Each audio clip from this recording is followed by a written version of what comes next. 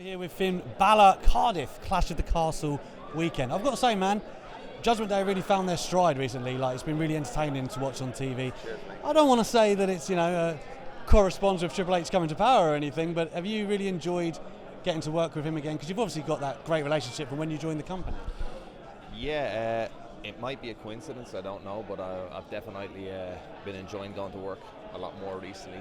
I think that's mainly down to the fact that I'm getting to do something that I really enjoy, and that's being a true heel, something that I haven't had a chance to do in WWE correctly. We'd hoped to do it in NXT, but when we lost the interaction of the live crowd, we kind of tweaked the character to be more of a tweener, like cool heel. So I feel very comfortable in the current version of like a true classic heel, and I'm enjoying it, man. It's fun. Do you think as well, like having a proper stable in WWE, has that been kind of overdue for you? Have you ever had any other designs for that? Have you asked about it at all, or is this just the right time? I think when I had discussed it before, I had pitched the idea of going with the AOP. But I feel like now looking back, it might have been too similar to Bullet Club, and like I feel like when you try to like recreate something, it's never as good as it's the original.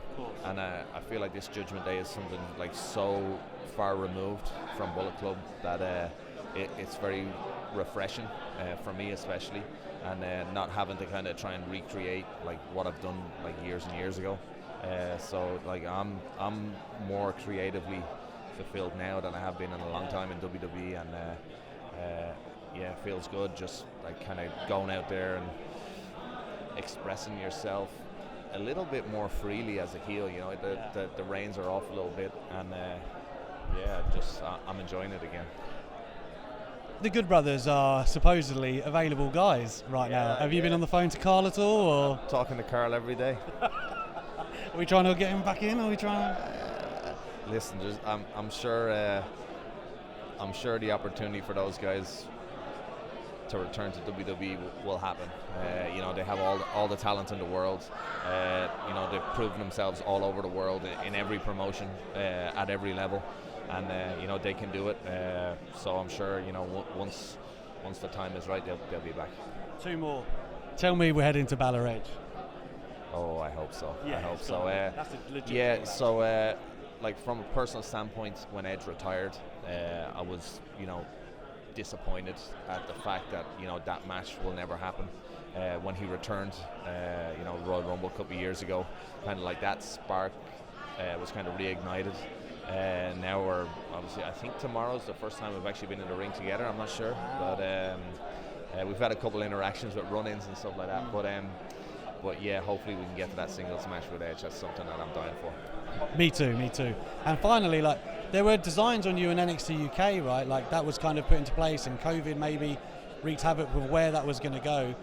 What was the grand idea at that time to go towards? And I guess, are you interested in NXT Europe? You must be. Yeah, the idea with NXT UK was to get to Finn versus Walter.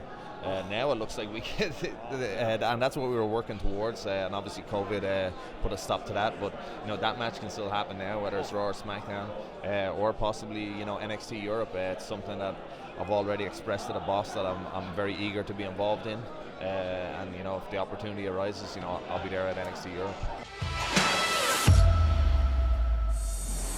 I had always heard that if you were in the main event of WrestleMania, you're making 7 figures.